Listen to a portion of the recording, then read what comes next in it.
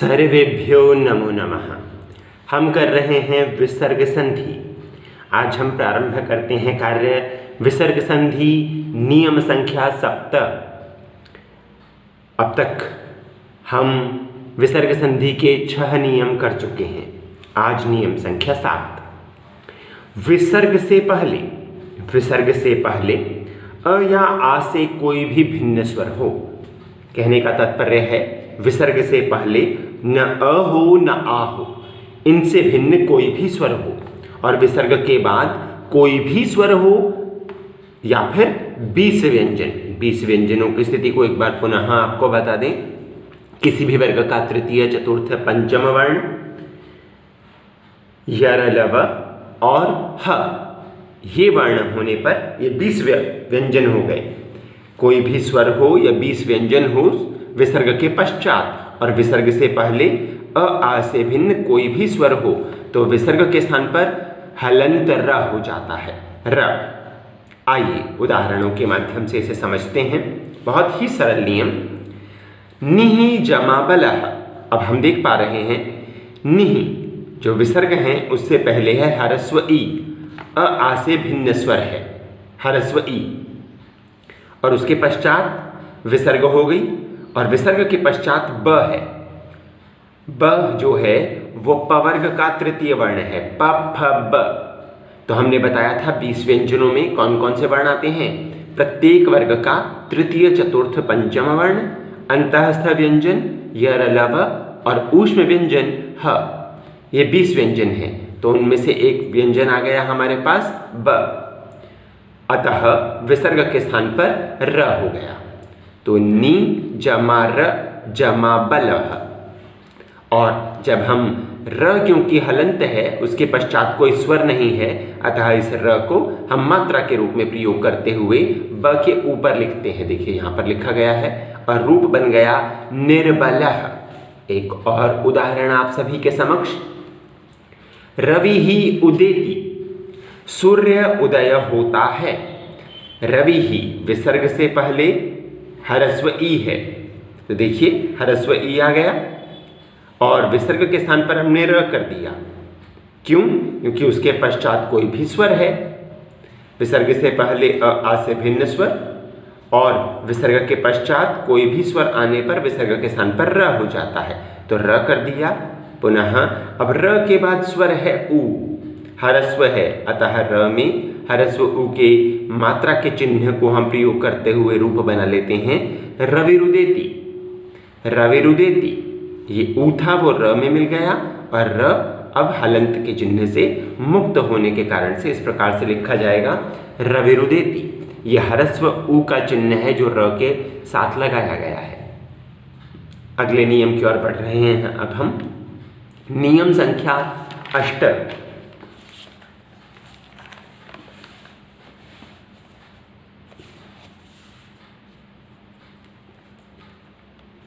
यदि पूर्व पद के रूप में अर्थात विसर्ग से पहले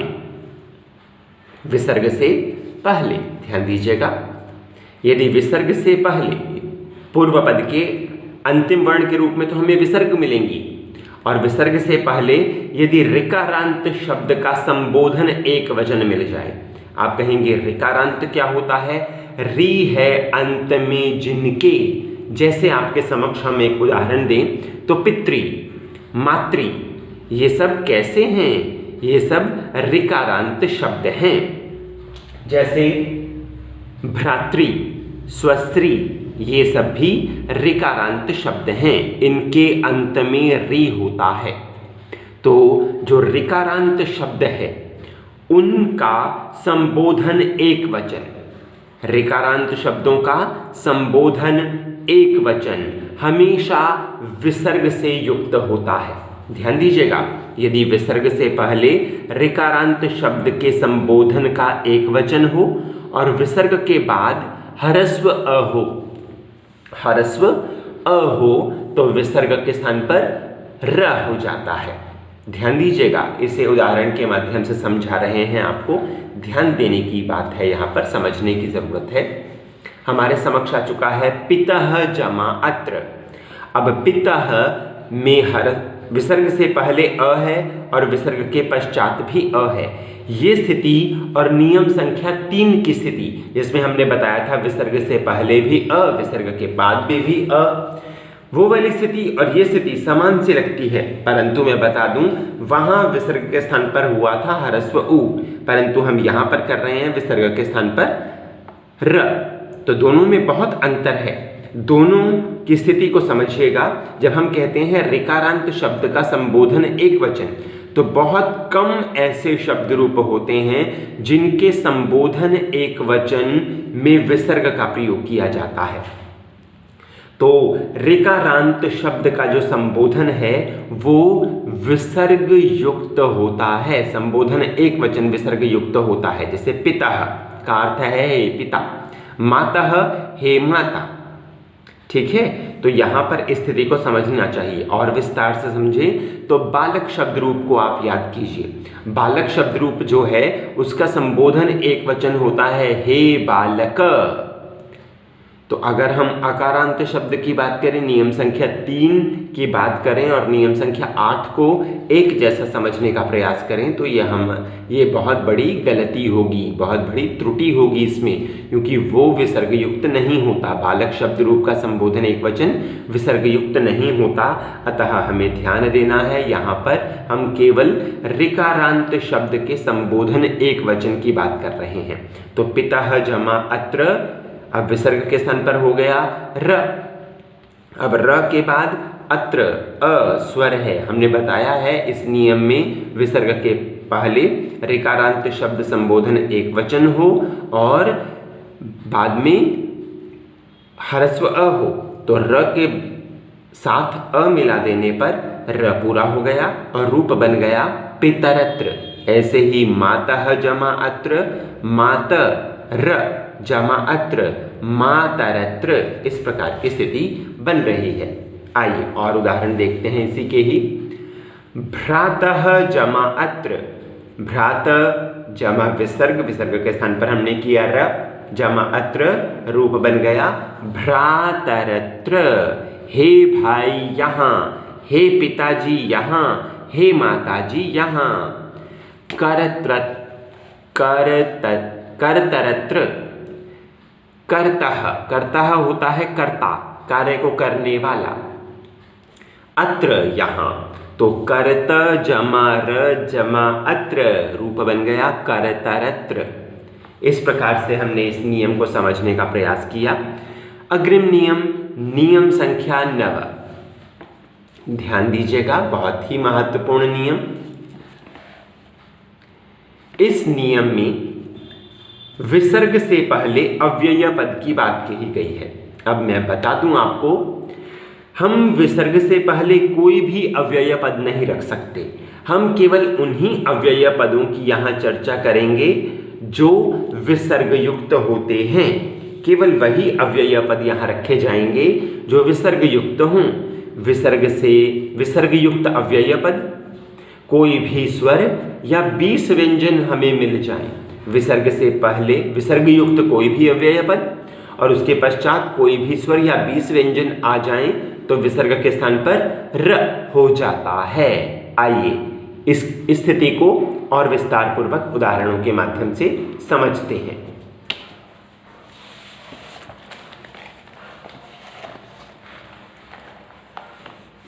प्रातः भवति। अब प्रातः ये अव्यय पद है और ये विसर्ग युक्त है, तो ध्यान दीजिएगा। प्रातः भवति, विसर्ग से पहले अव्यय पद और भवति भ है, प फ ब भ, पवर्ग का चतुर्थ वर्ण है। अतः यहाँ ध्यान देने की बात है, चतुर्थ वर्ण 20 व्यंजनों में से एक होता है, अतः विसर्ग के स्थान पर हुआ र। और प्रात जमा र जमा भवति। अब ध्यान दीजिएगा, र के पश्चात कोई स्वर नहीं है, अतः हमने र को भ के ऊपर मात्रा के रूप में प्रयोग करते हुए इस प्रकार का प्रयोग किया, प्रातर भवति। उच्चैहि वद। अब उच्चैहि अव्यय पद है और वो विसर्ग युक्त भी है, उसके पश्चात व आ गया, 20 व्यंजनों में से एक। यरलव, अंतःस्थ व्यंजन है ये, तो विसर्ग के जो अव्यय पद के विसर्ग हैं उसके स्थान पर हमने किया र, और र के बाद कोई स्वर नहीं है, अतः र को व के ऊपर प्रयोग करते हुए रूप बन जाएगा उच्चैरवद। आशा करते हैं ये स्थिति स्पष्ट हो गई होगी। अग्रिम नियम की ओर अब हम प्रस्थान कर रहे हैं। अग्रिम नियम कहता है यदि विसर्ग से पहले कोई भी स्वर हो, यदि विसर्ग से पहले कोई भी स्वर हो और विसर्ग के पश्चात श च छ, श च छ। अब ध्यान देने योग्य बात है ये तीनों ही व्यंजन अभी तक हमने नहीं पढ़े। विसर्ग संधि में विसर्ग के पश्चात इन तीनों व्यंजनों की स्थिति को अभी तक हमने नहीं देखा है। श च छ ये तीनों ही तालव्य वर्ण हैं, तालु से बोले जाते हैं, तालु की सहायता से इनका उच्चारण किया जाता है। यदि विसर्ग से पहले कोई भी स्वर आ जाए और विसर्ग के बाद श छ च छ आ जाए तो विसर्ग के स्थान पर श हो जाता है। आइए इस स्थिति को उदाहरणों के माध्यम से देखते हैं। कह जमा चौरह, अब विसर्ग के पश्चात क आ गया, क्षमा चाहूंगा विसर्ग से पहले स्वर है अ, इस क में अ स्वर है और विसर्ग के पश्चात च आ गया। जैसे हमने बताया विसर्ग के पश्चात श च छ में से कोई एक वर्ण मिल जाए तो विसर्ग के स्थान पर, विसर्ग के पश्चात च होने के कारण से विसर्ग के स्थान पर हमने किया श, और उसके ध्यान दीजिएगा श के बाद अब कोई स्वर नहीं है, अतः हम उसे यथावत लिखेंगे कश्चौरः। और देख लीजिए रामः चलति, अब रामः का विसर्ग है, यहाँ पर विसर्ग से पहले स्वर है और उसके पश्चात च है, तो ध्यान दीजिएगा विसर्ग के स्थान पर हो गया श और रूप बन गया रामश्चलति। एक और नियम, अग्रिम नियम की ओर अब हम बढ़ रहे हैं। विसर्ग से पहले कोई भी स्वर, विसर्ग के बाद श ट ठ, ये तीनों ही मूर्धन्य व्यंजन हैं, मूर्धन्य स्थिति में आते हैं, मूर्धा की स्थिति से इनका उच्चारण किया जाता है। विसर्ग से पहले कोई भी स्वर और विसर्ग के पश्चात श ट ठ आ जाए तो विसर्ग के स्थान पर श हो जाता है। आइए आपको एक स्थिति बताते हैं। ये जो श है इसे हल्का बोला जाता है, शलगम या शलजम, और ये जो श है उसे बोला जाता है दबाव के साथ षटकोण। तो यहाँ पर हम जिस श की प्राप्ति कर रहे हैं वो है श। तो विसर्ग के स्थान पर श कब होगा? यदि विसर्ग के पश्चात श ट ठ की स्थिति होगी। आइए उदाहरणों के माध्यम से इस नियम को और स्पष्ट करते हैं।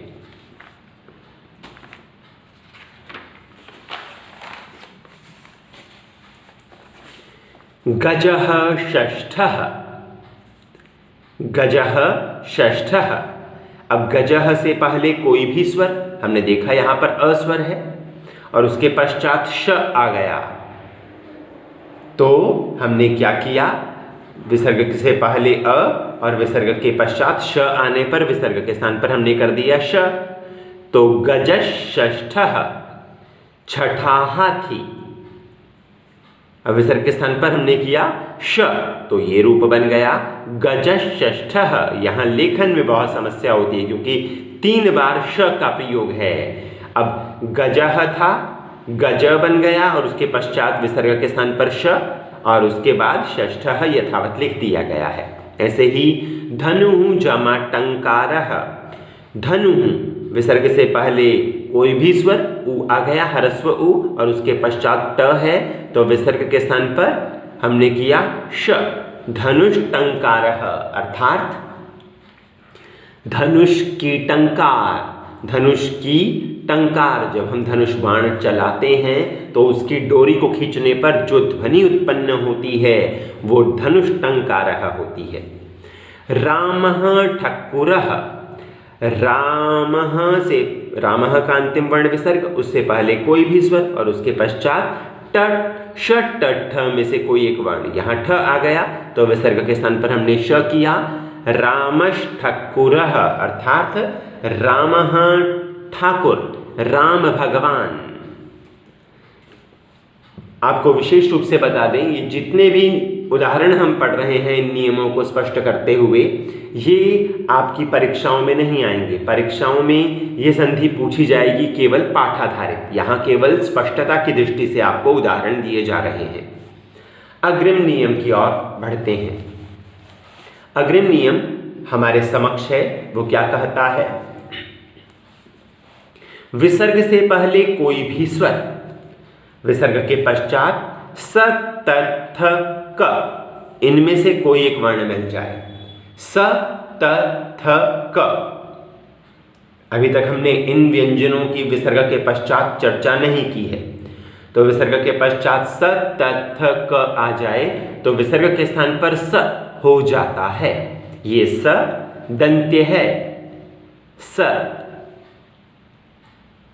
आइए उदाहरणों के माध्यम से जानते हैं। पुनः बता दें, विसर्ग से पहले कोई भी स्वर विसर्ग के पश्चात स, त, थ या क आ जाए तो विसर्ग को स हो जाता है।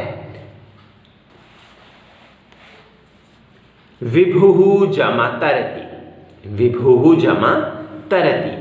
तो विभुः का अंतिम वर्ण विसर्ग, विसर्ग से पहले कोई भी स्वर, यहाँ पर ह्रस्व उ है और उसके पश्चात त आ गया। यदि विसर्ग के पश्चात त आ जाए तो विसर्ग के स्थान पर हो जाता है स, दंत्य स, तो रूप बन गया विभुस्तरति, विभुः तैरता है।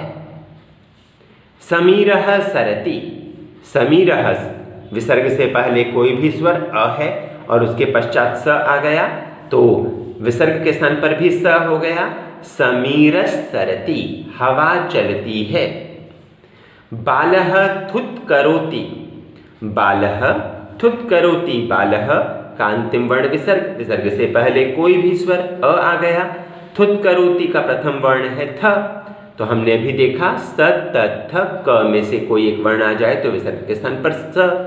तो यहाँ पर विसर्ग के स्थान पर स होने के कारण से रूप बन गया बालस्तुत करोति, बालक धुतकारता है, बालक अपमानित करता है।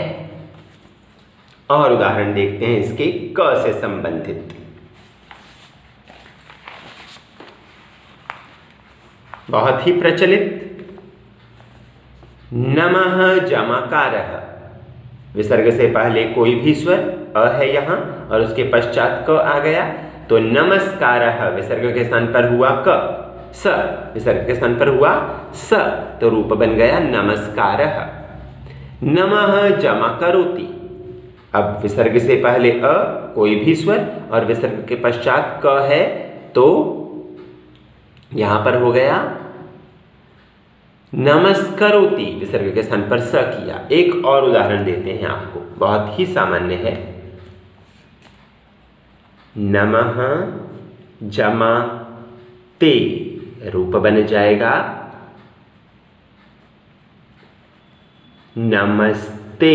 ध्यान दीजिएगा, ये भी बहुत महत्वपूर्ण है।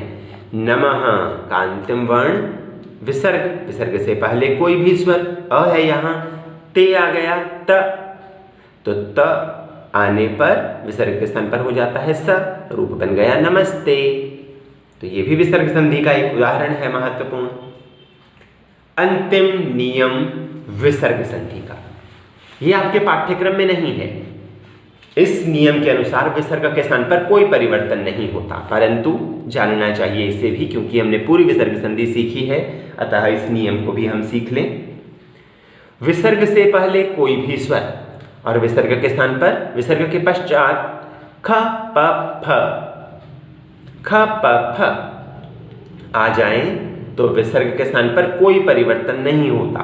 कई स्थितियों में हम देखते हैं क आने पर भी विसर्ग के स्थान पर कोई परिवर्तन नहीं होता, तो इस स्थिति को विशेष रूप से समझना चाहिए। यहाँ पर यदि हम आपको बताएं तो यहाँ कुछ एक विशेष स्थितियां ही होती हैं जहाँ आपको विसर्ग के स्थान पर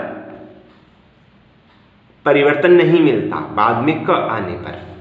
ये पाठ आधारित संधि है तो आपको कोई समस्या नहीं होगी, क्योंकि पाठ के आधार पर हम इस नियम को पहले ही पढ़ चुके होंगे, हम जान चुके होंगे कहाँ पर विसर्ग के स्थान पर स होगा, कहाँ नहीं होगा यदि पाठ आधारित होगा। तो विसर्ग से पहले कोई भी स्वर और विसर्ग के बाद ख प फ, ये तीनों ही व्यंजन अभी तक हमने नहीं पढ़े हैं। तो क की स्थिति विशेष है, इसे भी समझना चाहिए। ऐसी स्थिति मिल जाए तो विसर्ग के स्थान पर कोई परिवर्तन नहीं होता, यथावत स्थिति रहती है। आइए देखते हैं। शिशुः जमा खेलति, तो कोई परिवर्तन नहीं हुआ क्योंकि विसर्ग से पहले कोई भी स्वर है, ह्रस्व उ है, उसके पश्चात ख आ गया, तो शिशुः खेलति यथावत स्थिति रहेगी। बालः पठति, बालक पढ़ता है। बालः पठति क्योंकि प आ गया बाद में, विसर्ग से पहले कोई भी स्वर और विसर्ग के पश्चात प आने पर कोई परिवर्तन नहीं, बालः पठति। तरुः फलति, कोई परिवर्तन न होने के कारण से यथावत स्थिति रही, वृक्ष फल देता है। कः कृन्तति, कः कृन्तति मतलब कौन काटता है। क संबंधी विशेष उदाहरण है ये। इसी के साथ विसर्ग संधि के सभी नियम समाप्त हुए। आत्मसात कीजिएगा, संजो लीजिएगा। बहुत ही महत्वपूर्ण संधि, बहुत ही महत्वपूर्ण, न केवल संस्कृत की दृष्टि से अपितु हिंदी की दृष्टि से भी। अतः शुभकामनाएं, सर्वेभ्यो नमो नमः।